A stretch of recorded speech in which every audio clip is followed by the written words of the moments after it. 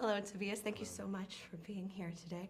And I, first and foremost, have to say congratulations not only on your Oscar nomination, but also on just a brilliant piece of work. This film is absolutely phenomenal. I wanted to ask about the title itself, A War versus Just War. This movie is kind of unique versus some other war movies that try to kind of portray more of a hero or a victim. This one really fleshes out a real person and shows both on the battlefield and on the home front. Was the title an intentional reference to that dichotomy of showing both the actual battle and the war at home, if you will? Yes, it definitely was, and thank you so much. For me, the title, A War,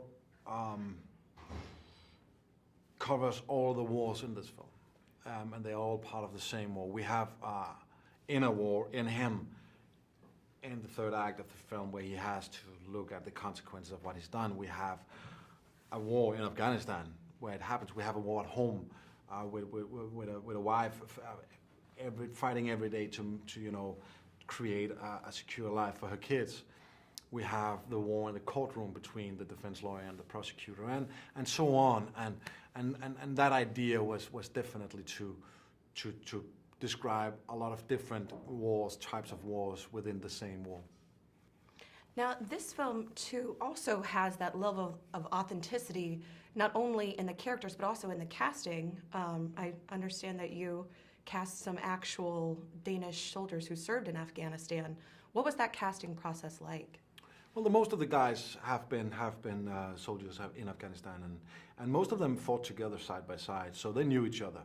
I knew that I would be lying if I tried to get actors to move and be professional soldiers. It wouldn't happen. So I brought in not amateur actors, but professional soldiers. And they would add the professionalism and the knowledge of how to handle a gun, how to do stuff, how to speak on the radio. And it liberated me a lot. They directed those scenes by just doing what they're used to doing. And I could be the spectator and almost feeling like a documentary filmmaker once in a while because they were so driven in what they did. And of course it made Pilu, my main character, who's an actor, it made him look even more naturalistic because he's surrounded by these guys who know exactly what they're doing. So they added all the stuff that I needed to make this film. So did the Afghans. I mean, the Afghan families and actors in this film are all refugees from Helmand province, people who escaped this war.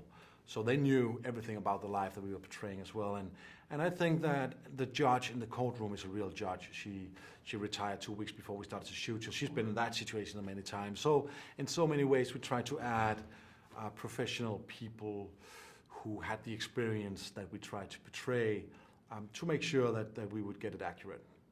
Well, it definitely came across as Thank brilliant. you so much. Now, I know that you've worked with Pilu as well on multiple projects, probably most notably Hijacking, which I hear that you had a little bit of an issue on set where he was actually injured, but it was just so real that you didn't even realize that was the case.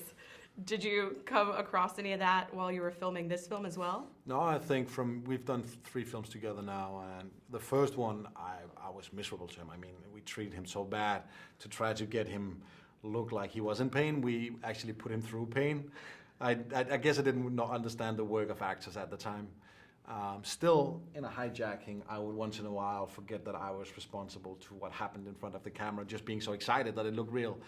In this case, we've learned it. So I think that we didn't risk a lot of stuff. But then again, I just saw some footage from our behind-the-scene material, and in one case, he hurts his hand, and I didn't even realize. But in that scene, he says to me, "I hurt my hand. I think we need to take a look at it." And I totally overhear it. I started to direct him right away. "Oh, you're so great! Yeah, it looks so fucking real."